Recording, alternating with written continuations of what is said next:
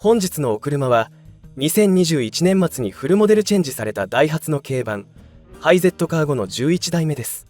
グレードはクルーズターボで、このチャンネルとしては珍しくトップグレードです。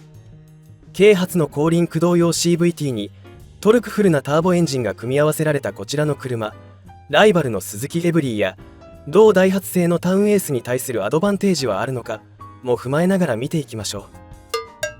スタイルはスタンダードな軽バンです。10代目の最終型がすごいフロントフェースになっていましたが、こちらは普通のフロントフェースとなり、かつ最近らしさも感じるシンプルですっきりとしたデザインになっています。サイズは先代のハイルーフと同じです。今回からロールーフは廃止となりましたが、後ろ半分トラックのデッキ板は残っています。サイドビューです。先代より視覚感が増しています。また C ピラーが窓ガラスの内側に隠れているのがデザイン上の大きな変化です。ライバルのエブリーと比べるとよりカクカクしているのがわかるかと思います。リアビューです。テールゲートが一枚板ではなく段付きデザインになっていて、上がやや絞られています。こう見ると 1890mm という高さを感じます。またリアワイパーは上のブレーキランプ横についていて、エブリーと逆になっています。ダイハツエンブレムはなく社名含めてシールです。今回のハイゼットカーゴは全体的に一貫したコンセプトが感じられて、均整の取れた良いデザインだと感じました。タイヤは12インチの横浜ジョブ RY52 です。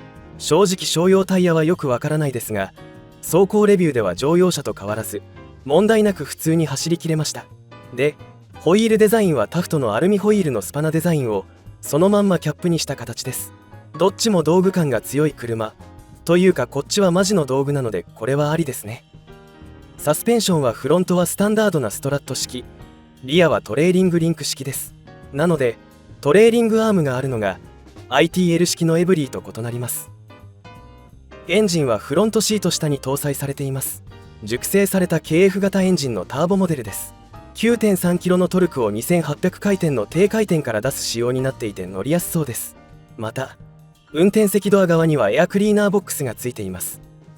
助手席ドア側にはバッテリーとヒューズボックスがついています。ギチギチに詰まっているように見えて、消耗品が交換しやすいようになっていますね。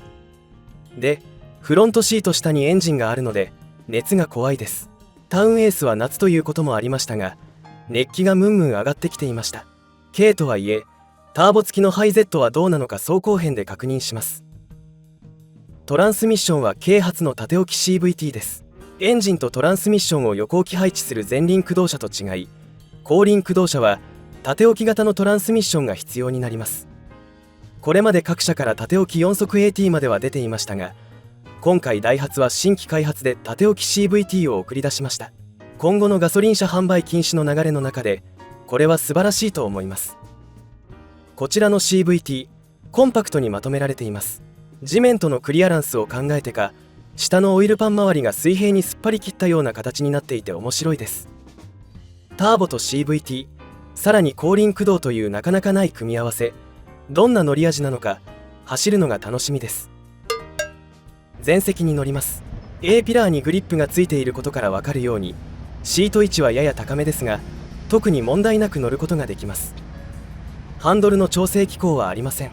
シートは前後スライドリクライニングのみですが、意外とポジションはしっくりきます。座り心地もいい感じです。まずこの時の視界はこんな感じで見晴らしが良いです。さらにボンネットがきっちり見えて安心感があります。フロントシートはクルーズとデッキ板だとヘッドレスト分割式になっています。こちらシートバックと座面ともにかなりコシがあって乗用車感覚で座ることができます。ペダル位置はタイヤハウスを避けるため中央寄りにオフセットされています。シートも同様です。これらの工夫で運転しやすくなっていますが、そうなるとタウンエースの時は助手席にしわ寄せが来ていましたが、こちらはどうでしょうか。同様にしわ寄せが来ていました。まっすぐ足を伸ばすとこんな感じで左足がタイヤハウスに当たります。それでも普通車のタウンエースよりこちらの方が足を曲げる角度が少なく済むように感じ、私はこれならなんとか我慢できるかなという印象です。またドアポケットのサイズも変えてあり、運転席側はタオルが余裕で入るサイズ、助手席側はギリギリのサイズになっていて、スペース捻出に苦心していることがうかがえます。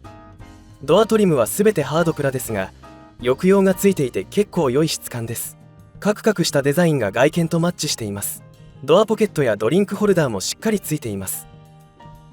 ステアリングは3本スポークでボタンのないスタンダードなものです。タントやタフトと同じ形状となっていて、シンプルなデザインで好きです。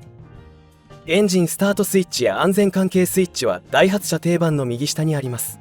ではエンジンを始動させてみます。スピードメーターは白の自発光式で見やすいです。右側の情報モニターも白文字で確認しやすく、オドやトリップなど必要な情報を確認できます。で、隣の時間調整のバーを押すとダイレクトに時間が変わります。画面切り替えボタンと間違えて押すと時間を元に戻すのが面倒なので注意です。インパネは商用車という感じでタウンエースとよく似ています。ただ中央に助手席前からステアリングポストまで続くトレイやコンビニフックなどがついていて、利便性はこちらの方が良いですね。エアコンルーバーも一般的な中央のノブだけで全体を動かす形になっていて、こちらの操作性もハイ Z の方が良いです。インテリアの使い勝手を見ていきます。メーター横の小物入れは長さが足りずスマホは入りませんでした。キーであればすっぽりはまります。エアコンは古いではなくトラディショナルなタイプです。温度と外気内気切り替えがレバー式、その他がダイヤル式です。無難で安定の使いやすさがあります。エアコンの下にはアクセサリーソケットがついています。今回はさすがにシガーソケットはついていませんね。助手席前のトレイです。ティッシュボックスはさすがに置けませんでした。スマホであればしっくりきます。500ml のペットボトルもフィットし、かつその隣にドリンクホルダーがついています。さらにドアポケットにもドリンクホルダーがあり、商用車としてはかなり使いやすいです。運転席側も同様の構成です。面白いのはドリンクホルダーをドアトリム同様に四角い造形としていて、インテリアも統一感を出しているところです。あとはスマホが入るドアポケットと車検証プラスアルファくらいの容量を持つグローブボックスがあります。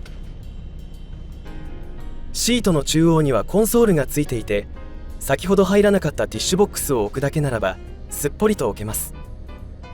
さらに頭上には書類などを置けるオーバーヘッドコンソールがあります。忘れ物防止のために底が網状に肉抜きされていて気が利いています。前席をざっと見てきました。しっかりしたシートと豊富な収納で乗用車としても使えそうです。こうなると後席も期待したくなります。では続いて後席に乗ります。スライドドアは軽く開けることができます。イージークローザーがついていて閉める時も力いらずです。で乗り込みましたが、これは狭いです。前席シート下にはエンジンがあるので足を入れることができません。斜め座りしても辛いです。足元空間はシートの収納方法の違いのためかエブリー版の方が広いです。シート自体はきりたんぽのような立派なヘッドレスト、バンの後席としてはしっかりしたシートで座り心地は悪くないだけにちょっと残念です。乗用バージョンのアトレイでは広くなるだろうと思いましたが、今回のアトレイは4ナンバー版なので後席広さは同様です。どうしてこうなった？シートはバンなので前に倒れるのみ。これはバンのルールなのでしょうがないですが、後ろへのリクライニングが欲しかったです。窓は基本開きません。オプションでポップアップする機構はつけられます。苦しいなここ。出してくださいよ。気にはなるポイントですが、窓の開閉より後席の狭さの方が気になります。これだとほぼ2人乗りですね。後席ユーティリティとしてはシートバックポケット、スライドドアドリンクホルダー、大型の LED ランプといろいろついていてもったいないなとは思います。バックドアを開けます。開けるときは片手でも軽く開けることができますが、サイズが大きいので壁などに当てないよう注意です。閉めるときはストラップがついているので楽かと思いきや結構重いです。両手で閉めることをお勧めします。荷室スペースは広大です。買い物かごは言わずもがな、ゴルフバッグが10個は入りそうなスペースがあります。ただよく見ると荷室中央が盛り上がっています。マットをめくると下には大きな防音材が敷かれていました。上級グレードだからなのか全グレードそうなのか分かりませんが、ドライブトレーンからのノイズ対策がされています。荷室の後部には物やフックを引っ掛けられそうなバンドやユーティリティナット穴がついていて DIY がはかどりそうです。では座席を畳んで荷室をフルフラットにします。まずは大きなヘッドレストを取り外します。その後シートの腰側にあるレバーを押してシートを倒します。ストラップが座面側とシート側に2つついているので、それらを同時に引っ張ってシートを足元部分に落とし込みます。あとはヘッドレストをどこかに挿して完了です。シートを落とし込むとフラットな荷室が広がります。寝られるかどうか試してみましょう。170センチの私で中腰になるくらいの室内高があります。まっすぐ寝転ぶと頭が若干オーバーしますね。荷室長はエブリーと同じ感じかちょっとだけ長めかなという感覚です。少し斜めだと余裕で寝られます。自転車や原付であればすっぽり積み込めそうな広い荷室です。ほぼエブリーと同じようなレイアウトになっていて、突き詰めていくとこうなるのかという印象です。スモール、ロービーム、ハイビーム、ウィンカー、ハザード、ブレーキ、スモール、ウィンカー、ハザード、バックランプ。一般道です。最初の感想は快適の一言につきます。ターボパワーと CVT のおかげでスムーズにぐいぐいと坂を登ります。変速ショックがなくて快適です。軽バンでこの感覚は非常に新鮮ですね。その分パワートレインからの音はかなり賑やかです。上り坂などでアクセルを踏み込むとエンジンの吸気音か CVT のベルトノイズかドヒューン音がします。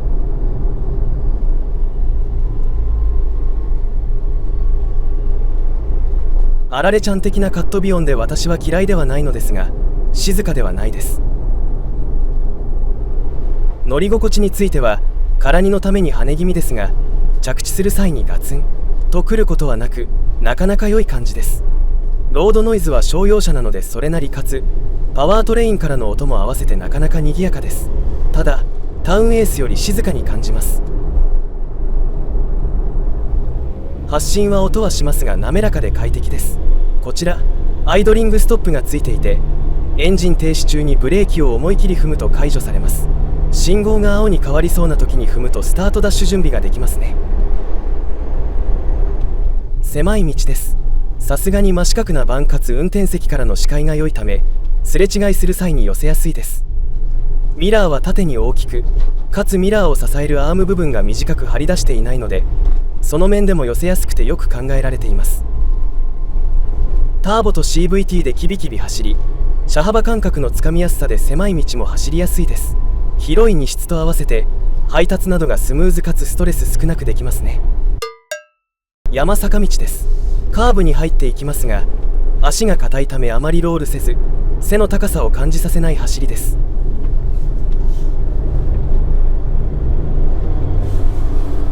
結構な上り坂でも軽々と登っていってくれます。やはりこのパワートレインよくできています。ブレーキも自然な感じで効いてコントロールしやすいです。またカーブが続くような道で右に左にハンドルを切ってもボディがよれたりする感覚はなく、ボディの箱がしっかりしている感じがあります。パワステは日産のブラシレスモーターのものまではいかないですが、かなり滑らかになっています。これはタフトより良いかもと感じます。ただ後輪駆動車ですが、ハンドリングはドアンダーです。力を入れてハンドルを曲げ直進したい車の動きを崩す感じです。またタイヤが12インチのためかカーブで横滑り防止装置が介入しやすいです。 FR ですがスポーティーさには期待しない方が良さそうです。直線番長でいきましょう。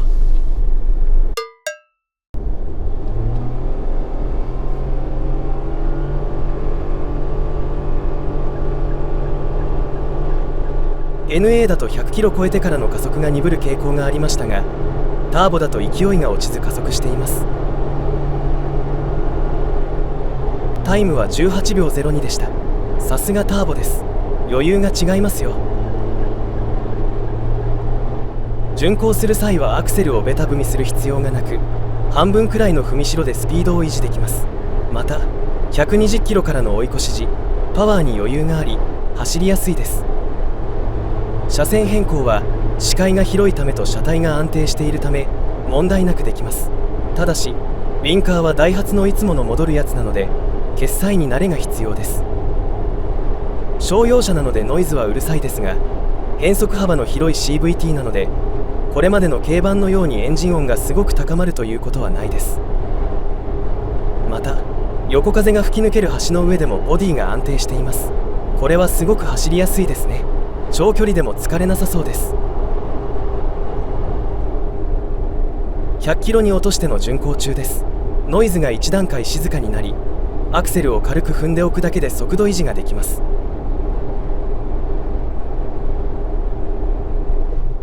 段差を踏んだ時の衝撃は120キロの時と変わらないです。ドムという感触で固めではありますが、最後をうまく丸めてくれていて体に嫌な揺れは来ないです。総じてターボ CVT と新設計されたボディのしっかりさもあり、巡航性能は優秀です。かつシート下にあるエンジンからの熱気がよく遮断されていて、エアコンもよく効き快適性も高いです。まとめです。 102.9 キロ走って燃費は 13.7 キロリッターでした。ターボの箱番としてはなかなかいい値だと思います。こちらのハイゼットカーゴCVT の採用で走りの洗練度が一気に上がりました。売れているのも納得です。さらにボディの剛性が高くなり、車としての動きのレベルが上がっています。こうなると後席が広い4人乗りが欲しくなりますが、今回のアトレイもバンになってしまって後席の広さは変わらないため、ハイゼットもアトレイも実質2人乗りです。これはちょっともったいないですね。ポテンシャルが高い車なのでゆったり座れる後席を備えて窓が開く乗用モデルを出してほしいところです。結論として、1人から2人で乗る場合は2022年末現在軽バンだとこのハイゼットカーゴがベストだと感じます。